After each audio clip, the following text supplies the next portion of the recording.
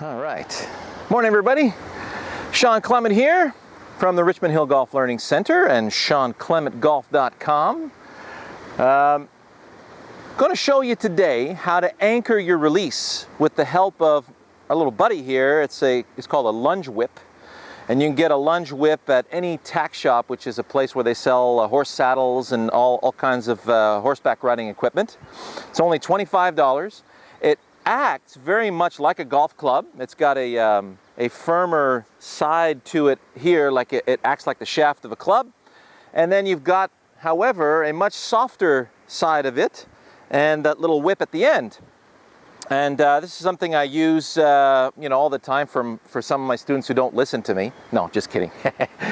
But it will really give you the feel of that nice anchored release. You'll notice that as far as the arm unit is concerned, the elbow leads the hand leads the handle of the whip, then you get the shaft, then you get the trailing end.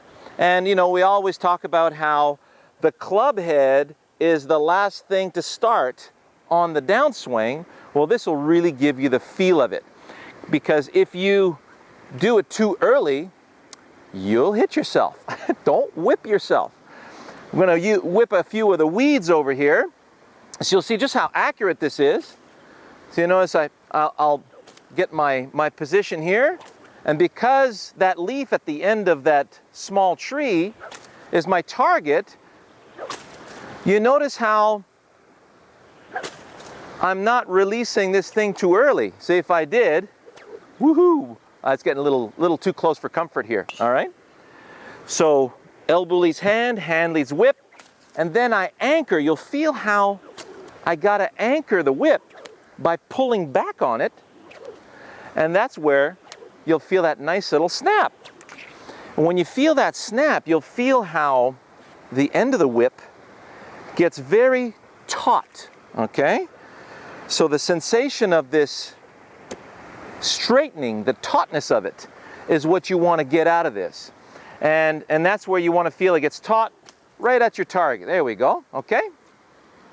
Now, something to learn from Indiana Jones. If I do the same thing in my golf swing, you'll notice in the videos that I use, in brace and tilt, right? So brace your tilt, part 1 and part 2, proper spine tilt angle, those 3 videos right there.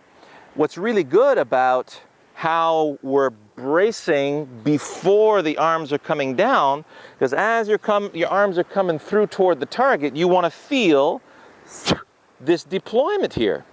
So I want to feel that nice crack of the whip in the direction of my target, not in the direction of the ball. So you want the ball to be in the way of this crack. So that's why make sure you got the right distance between yourself and the golf ball in my distance to ball video. So I'll do crack the whip toward the target, and I'll see where the club is passing on the ground. Then I go to the ball, look at my target, and just feel the crack of the whip toward the target. And that's basically 2 inches off the flagstick there. That was pretty decent, okay? So again, now what's really cool is once you get the feel for this, I'm looking down on the ball here, and all I'm doing is looking for that sensation. So I toss it back, and I get that nice feel of that crack of the whip. Now you'll notice, because I'm cracking the whip past the ball here, see the divot? Caught the ball first, then I caught the ground, all right? So once we got that feel, we don't have to worry about technique anymore, and all I'm doing is looking for the feel of that deployment. Oh, that feels good. So every one of those shots was extremely crisp, didn't hit the ground before the ball, caught the divot at the right place, because my focus was on deploying this whip to a target, not to a golf ball, okay?